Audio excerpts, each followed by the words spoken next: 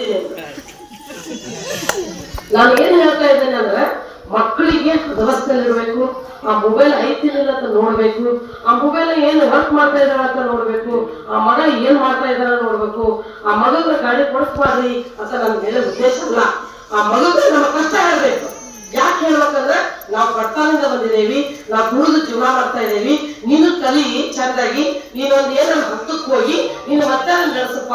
ನಾವು ಇಷ್ಟು ಜನ್ಮದಾಗಿ ನಾಲ್ಕು ಹೊಲ ಹಿಡಿದಿದ್ದೇವಿ, ಒಂದು ಮನೆ ಕಳಿಸಿದ್ದೇವಿ, ಇಷ್ಟೆಲ್ಲ ಮಾಡಿದೇವಪ್ಪ ಅಂದಾಗ ಆ ಮಗ ಆ ಕಷ್ಟಗಳನ್ನ ಹೇಳಿದಾಗ ನೀವು ಆ ಅರಿವು ಮೂಡಿದಾಗ ಅವ ಯಾವ ದುಶ್ಚಟಕ್ಕೆ ಈಡಾಗಂಗಿಲ್ಲ. ನೀವು ಹಂಗ ಹೇಳಂಗಿಲ್ಲ.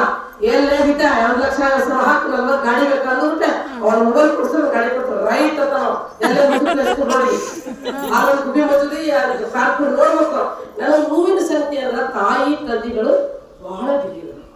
ಉಣಿಸ್ರಿ ತಿನ್ಸ್ರಿ ಬೇಡಾನಿಲ್ಲ. ರೈತರು ಹಗಲಿ ರಾತ್ರಿ ಹೊರದಾಗಿರ್ತಾರ. ಅವ್ರೆಷ್ಟು ಕಷ್ಟ ಬಿಡ್ತಾರಂತ ಆ ಮಕ್ಕಳಿಗೆ ಗೊತ್ತಾಗಬೇಕು. ಅವ್ರು ವಾರಕ್ಕೊಮ್ಮೆ 2 ದಿನಕ್ಕೊಮ್ಮೆ ಹೊಲ ಕರ್ಕೊಂಡು ಹೋಗ್ಬೇಕು. ಆ ಸಗಣಿ ರಾಡಿ ಬಳೆ ಕಚ್ಚಬೇಕು, ಆ ಸಗಣಿ ತೆಗಿಲಿಕ್ಕೆ ಹಚ್ಚಬೇಕು, ಆ ಉಚ್ಚಿಗಳನ್ನು ತೆಗಿಲಿಕ್ಕೆ ಹಚ್ಚಬೇಕು. ಯಾಕಂದಾಗ ಆ ಪರಿಸ್ಥಿತಿ ನಮ್ಮ ಅಪ್ಪ ಎಷ್ಟು ಕಷ್ಟ ಬಿಡ್ತಾಳ, ನಮ್ಮ ಕೂಲಿ ಹೋಗಿ ನಮ್ಮ ಜೀವನ ಎಷ್ಟು ಮಾಡ್ತಾಳ ಅನ್ನೋದ್ರ ಬಗ್ಗೆ ಅದು ಅರ್ಥ ಆಗಲಿ ಅಂತ ನನ್ನೊಂದು ವಿನಂತಿ. ಹಾಗಾಗಿ ರೈತರ ಮಕ್ಕಳಿಗೆ ಕನ್ಯೆ ಕೊಡ್ರಿ. ಆ ಕನ್ಯೆ ಕೊಟ್ರ ಆ ಮತ್ಯಾನ ಬೆಳಿತೈತಿ. ಇನ್ನೊಂದು ನಾವು ಇರ್ತೇವೆ ಗೊತ್ತಿಲ್ಲ. ಮುಂದಿನ ಕೋಟಿ ಗಂಟೆಗೆ ಅವರು ರೈತರು ಬಂದ ಎಕರೆ ಹೊಲ ಮಾರ್ಲಿಲ್ಲ ಅಂದ್ರೆ ಕೋಟ್ಯಾಧೀಶ ಸಾಕಾಗತ್ತೆ ಇನ್ನೊಂದ್ ಸ್ವಲ್ಪ ದಿವಸಕ್ಕೆ. ಯಾಕಂದ್ರೆ ಈಗೆಲ್ಲ ಮನೆಗಳು ಹೊಲ ಮಾರ್ದಾಗ ಮನೆ ಆಗ್ತಾ ಇದ್ದೇವೆ. ಹೊಲ ಇಟ್ಕೊಂಡ್ರೆ ಕೋಟ್ಯಾಧೀಶ ಸಾಕಾರ, ಅವರೇ ದೊಡ್ಡ ಶ್ರೀಮಂತರಂತ ಕನ್ಯೆ ಕೊಡಕ್ ಕ್ಯೂ ಹಾಕತ್ತಂತ. ಅಷ್ಟ್ರೊಳಗ ಅವ್ರದ್ದು ಜೀವನ ಹಾಳಾಗಿರ್ತೈತಿ. ಹಾಗಾಗಿ ಒಂದು ಸ್ಕೀಮ್ ಮಾಡಿದಾರ ರೈತರಿಗೆ.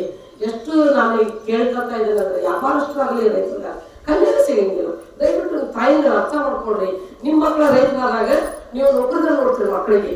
ಯಾಕಂದ್ರೆ ನಿಮ್ಮ ನೌಕರಿದಲ್ಲಿ ಯಾಕೆ ನೋಡ್ಬೇಕು? ನಿಮ್ಮ ರೈತರ ಮಕ್ಕಳಿಗೆ ಕೊಡ್ರಿ, ಚಲೋ ಮಧ್ಯಾಹ್ನ ಕೊಡ್ರಿ. ಅವನು ದುಡ್ಕೊಂಡ್ಬಂದ್ರೆ ಸಾಕು. ನೀವು ನೋಡ್ಬೋದು ಅಲ್ಪಸಂಖ್ಯಾತರು ಈ ಒಂದು ಜನಾಂಗ ಏನಿದೆ ಅಂದ್ರ ಹೆಸರು ಹೇಳ್ತಾ ಇಲ್ಲ. ಅವ್ರು ಹುಡುಗ ನೋಡಿ ಬೆಳಿ ಮಾಡ್ತಾರೆ. ಆಸ್ತಿ ಬಿಡೋಲ್ಲ. ದುಡ್ಕೊಂಡ್ಬರ್ತಾನೆ ಬಿಡ್ರಿ, ಹೊಡ್ತು ಉಳ್ತಾನಿಲ್ಲ ಸಾಕ್ ಬಿಡ್ರಿ ಅನ್ನೋ ಮಟ್ಟಿಗೆ ಅವ್ರು ಇರ್ತಾರ. ಹಂಗ ನೀವು ಕಲೀರಿ ಅಂತ. ನಾವು ಸಾವು ಯಾರು ಬಂದಿಲ್ಲ. ನಾನೀಗ ಬಂದು ಇಲ್ಲಿ ಮಾತಾಡೋದ್ರ ನಾನು ರೋಡ್ನಾಗ ಹಾರ್ಟ್ ಅಟ್ಯಾಕ್ ಆದ್ರೆ ನಂದು ಮುಕ್ತಾಯ ಆಯ್ತು. ಇಲ್ಲ ವರ್ಗಾವಣೆ ಲಾಸ್ಟಪ್ಪ ನಂದು, ನನ್ ಕರೆದ ದೇವರು ನಾ ಹೋದೆ ಅನ್ನೋ ಮಟ್ಟಿಗೆ ಇರ್ತೈತಿ. ಯಾರು ಸಾವು ಯಾರಿಗಿಲ್ಲ. ನಮ್ಮ ಹಣೆ ಬರದಾಗ ಇದ್ದಂಗ ಆಗುತ್ತೆ. ಆದ್ರೆ ಒಂದ್ ಉದ್ದೇಶ ಇಟ್ಕೋರಿ, ನನ್ನಂತ ಹಣೆ ಬರ ಯಾರಿಗೂ ಬಯಲೈತಿ. ಹಾಗಾಗಿ ನೀವು ಕಷ್ಟ ಬಿಟ್ಟು ಆ ಹುಡುಗರ ಬಗ್ಗೆ ಆ ಹುಡುಗಿನ ಬಗ್ಗೆ ನೀವು ಅರ್ಥ ಮಾಡ್ಕೊಂಡು ಮಕ್ಕಳಿಗೆ ಜೀವನ ಕಟ್ಟಿಕೊಂಡು ಓದ್ರಿ ಅಂತಂದ್ರೆ ಮಕ್ಕಳು ಭವಿಷ್ಯಕ್ಕೆ ಒಂದು ದಂಡೆ ಕಟ್ಟಂಗಾಗತ್ತೆ. ನೀವು ಯಾಕೆ ನಿಮಗೆ ಹೇಳ್ತಾ ಇದ್ದೀನಿ ಅಂದ್ರೆ ನಿಮ್ಮ ಜೀವನಕ್ಕೆ ನೀವೇ ಆ ಬಲಿ ಕೊಡ್ತೀರಿ ಮಕ್ಕಳಿಗೆ. ಹಾಗಾಗಿ ಒಕ್ಕೂಟಗಳನ್ನು ಸರಿಯಾಗಿ ನೀವು ಇಷ್ಟು ಜನ ಸೇರಿದ್ದಾರೆ, ಅವರೆಲ್ಲ ಬಂದಿದ್ದಾರೆ, ಅವ್ರ ಜಿಲ್ಲಾ ಅಧ್ಯಕ್ಷರು. ಹೀಗಾಗಿ ಅವ್ರೆಲ್ಲ ಏನ್ ಅನ್ಸತಿ, ಜನಾನೇ ಇಲ್ಲಲ್ರಿ ಈ ಸ್ಕೀಮ್ ಯಾಕೆ ಮಾಡಿದ್ರಲ್ರಿ ಅವ್ರು ಬೇಜಾರು ಮಾಡ್ಕೊಂಡಿರ್ತಾರ.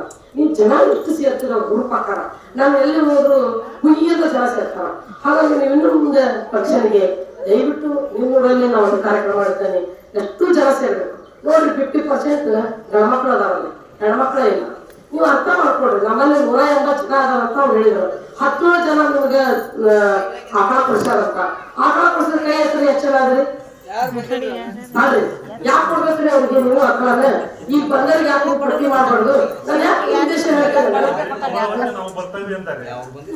ಯಾಕೆ ಹೇಳ್ತಾರೆ ಗೊತ್ತ್ರಿ?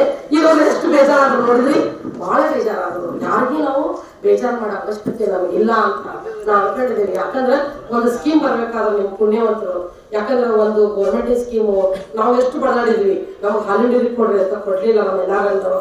ಅದು ಊರಿಗೆ ಬಂದಿದೆ. ನೀವು ಸರಿಯಾಗಿ ಬಳಕೆ ಮಾಡಬೇಕು. ಆರೋಗ್ಯದ ಬಗ್ಗೆ ಬಹಳ ಗಂಭೀರವಾಗಿರೋದು. ನೀವು ಬೆಳಗ್ಗೆ ಎದ್ದು ಒಪ್ಪತ್ತಿರೋದು, ಆಮೇಲೆ ಸರಿಯಾಗಿ ನೀವು ಕೆಲಸ ಮಾಡಲ್ಲ, ಎಲ್ಲಾರು ಕೈಯಿಂದ ರೊಟ್ಟಿ ಸುಡೋದಲ್ಲ, ಎಲ್ಲಾರು ಉದ್ಯೋಗ ಮಾಡ್ತೀರಿ. ಇನ್ನೇನೈತಿಪ್ಪ ನಿಮಗ ಕುತ್ಕೊಂಡು ನಿಮ್ಗೆ ಏನಿಲ್ಲ ಆರಾಮ್ ಕುತ್ಕೊಂಡು ಏನಾಗೈತೆ ಅಂದ್ರೆ ಏನ್ ಮಾಡ್ಬೇಕು ಹೇಳ್ರಿ? ಗಾಳಿ ಹೊಡ್ಕೊಂತ ಕುಂದ್ರೋ ಪರಿಸ್ಥಿತಿ ಬರ್ತೈತಿ. ಉಶ್ ಉಶ್ ಉಶ್. ನಿಮ್ಗೆ ಒಂದ್ ವಿಚಾರ ಹೇಳ್ರಿ, ಆ ಅಮ್ಮನ ಮಕ್ಕದ ಮೇಲೆ ನೋಡ್ರಿ, ನನ್ನ ಮಕ್ಕದ ಮೇಲೆ ನೋಡ್ರಿ. ಆ ಅಮ್ಮನ ಮಕ್ಕದ ಮೇಲೆ ಎಷ್ಟು ಕಾಳ ಐತಿ, ನಮ್ಮ ಮಕ್ಕದ ಮೇಲೆ ಕಾಳ ಇಲ್ಲ.